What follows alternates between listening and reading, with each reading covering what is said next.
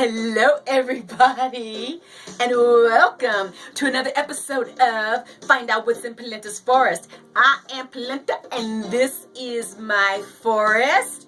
Grab yourself a glass of water or a cup of tea and spend the next few minutes with me. And like I always tell you, don't believe everything you hear. Check your facts and do your own research. And as soon as these butterflies bring us on in, we will get started. Don't you want to know what my butterflies are saying? Don't you want to know what my butterflies are talking?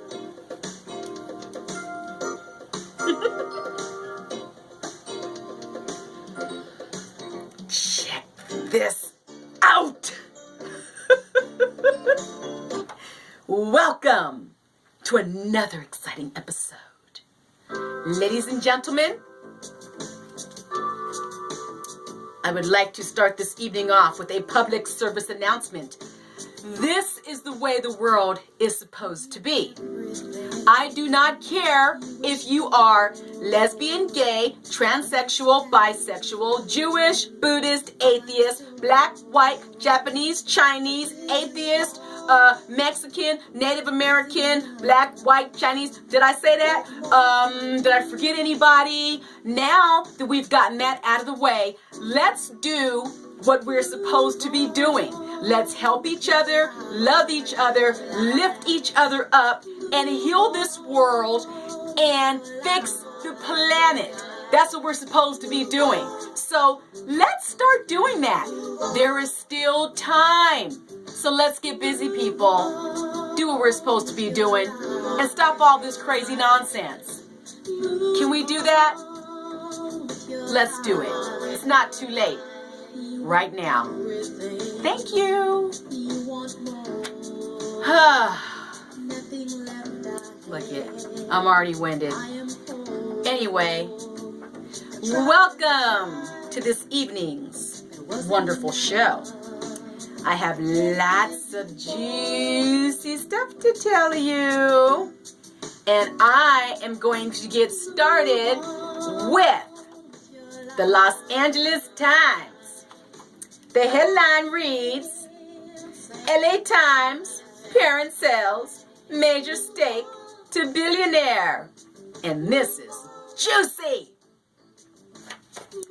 L.A. Times owner, Tribune Publishing Company, has rejected for a second time a buyout offer from rival newspaper publisher Gannett Company.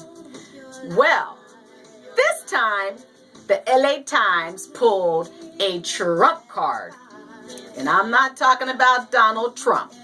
I'm sure the Gannett Company was not expecting this little doozy. But they brought in some new financial muscle to fend off further overtures. You know what they did? I'm going to tell you. They brought in Chinese LA billionaire Patrick Soon-Shiong. They sold 4.7 million shares of newly issued stock to Soon-Shiong Nant Capital for $70.5 million. And Soon-Shiong will join the Tribune Publishing Board as vice chairman. Check this out. This move gives them an influx of cash and makes Soon-Shiong the company's second largest shareholder. I'll tell you what, the Gannett Company, when they got hit with that fastball, they probably do not ever want to go to another baseball game, okay? Because let me tell you, they did not see that fast curveball coming on in because it smacked them right in the head.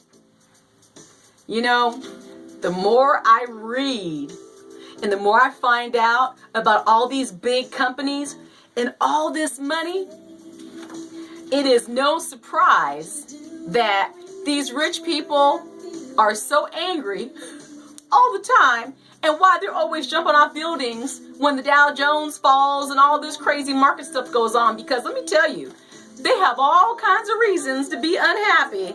You think money buys happiness? What did Tyler Perry say? They say money can't buy happiness, but I'd sure like to find out. Now listen to this next story. Viacom CEO sues over trust held by Redstone. Now you thought that story was juicy? This one's even better. Viacom CEO sues over trust held by Redstone. Now listen to this. This move appears to be unprecedented and is a declaration of war, dun dun dun, over Redstone's controlling interest in Viacom and CBS Corporation. Now listen to this.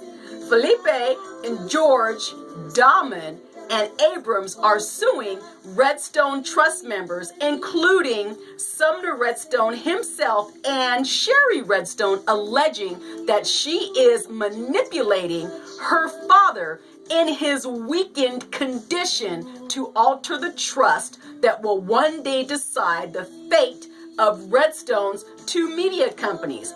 Now, it says she's trying to take advantage of him in his weakened state. Now, it doesn't say anywhere that he is sick or he has ill health or his health is failing. But one can only assume, obviously, there's something wrong with the man if he is in a position where she can take advantage of him.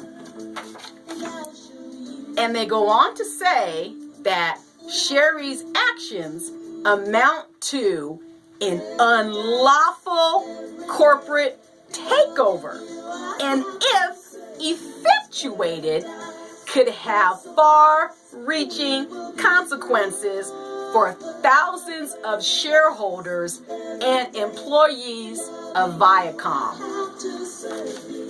Boy, I tell you, these big corporate companies, there is always,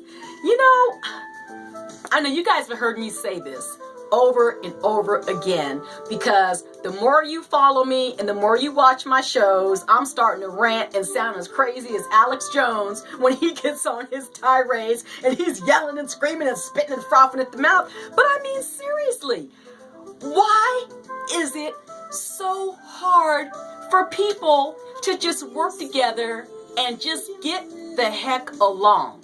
Why do we always have to step on the little guy? Why do you always have to be the king of the mountain? Why do you always have to have all this control? It really is not that hard just to get along. It isn't. My goodness. Anyway, moving right along here, I always like to share uplifting stories with you guys and show you pictures of all kinds of cool stuff. Well, I came across this in the newspaper the other day, and I thought this was so beautiful. Well, okay, wait, I'm not being totally honest, so let me back up a little bit. Actually, this picture caught my eye because when I was flipping through the newspaper, I saw the pillow, and I saw the picture of these two dogs. But the first thing that caught my eye was the picture behind the dogs, which is a starry night. Then I saw the dogs, and then I saw these two beautiful ladies, and I read the caption. And it says, cancer survivor Donna Strong and Carol Peterson work on crocheting prosthetic inserts for women who have had mastectomies. So what she does here, obviously, is she crochets prosthetics And they're beautiful little crochet. They look like little teeny tiny hats, but for women that have had to remove their breast, you know, you take them and you put them in your shirts here, and it lifts you up a little bit. So I am going to show you this picture. Hold on a second. I forgot my backing. So hopefully you'll be able to see this.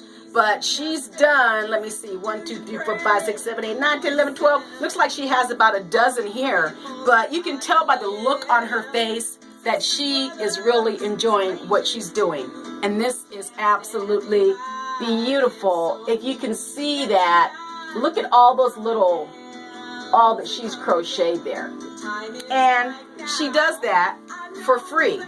I think that's absolutely beautiful. And you know, with all of the hatred and all the craziness that's going on in the world, don't give up hope, people, because one day there will be peace. Sometimes when I do my show and I'm always preaching about everybody love everybody and let's all get along and just be peaceful, sometimes I feel like my words are falling on deaf ears and I'm just wasting my time. And I do get a little frustrated, and it just hurts my feelings when I see all this crazy stuff going on. But I know that there's a lot of people in the world just like me that really want everybody to be happy, no matter what your race, creed, color. Let's just be happy and love each other and do what we are supposed to be doing here. So I'm not going to stop, and I'm not going to give up. So don't you stop, and don't you give up either, because one day it will happen. Moving right along. Oh, you know what? I came across this and I thought it was really cool. Now listen at this. Have you ever wondered why dogs bark and wolves don't? Well, listen at this lovely article. I recently read that wild dogs, like wolves, don't bark. And I wondered how come. Well, listen at this. Wild dogs aren't silent, that's for sure. They howl and yip and whine, but they don't make the percussive and repetitive sound that we know as a bark. It's one of the behaviors that separate dogs from wolves. Now, a Hungarian ethologist is someone who studies animal behavior. He suspects that dogs bark because we design them to. Now, in several studies published in various scientific journals, they hypothesized that dogs bark because they share information about their emotions and surroundings so that we humans are able to communicate with them. Isn't that neat? So basically, dogs are barking because they want to communicate with us. But it's so interesting to study wolves versus dogs and so on and so forth. And last but not least, I always have some cool facts for you. So here's one about the stars. Because you know me, I'm always outside at night. I'm always gazing up at the sky, waiting for that spaceship to come back and pick me up, since y'all dumped me here and I still don't know what I'm supposed to be doing. I had to throw that out there. So anyway, if you attempted to count the stars in our galaxy at a rate of 1 per second, it would take you 3,000 years to count all of them. Is that crazy? Is that crazy or what? If you counted 1 a second. So basically, what that's saying is, if you counted the stars in the sky non-stop, it would take you 3,000 years to count all of them. That is crazy. So anyway, ladies and gentlemen, that is our show for this evening. Thank you so much for watching. I am so very grateful for everything, and I am also grateful for you. You can follow me on Facebook, Instagram, and Twitter. You can buy my book everywhere, Yahoo, Amazon.com, Barnes & Noble. You can also go to my website, PelentaRForrest.com. My book is Angels Passing Through. Please join me again to find out what's in Pelenta's forest, and we are going to take you out of here with my favorite, which is Perfect, One Love, because we are all one, and we come from the same place. We bleed the same blood, people, and we need to start realizing that. We are here to help each other and serve each other. And it is high time that we start focusing on helping each other and helping save this planet. So God bless you all, and I will see you next time on Find Out What's in Pelenta's Forest. Good night.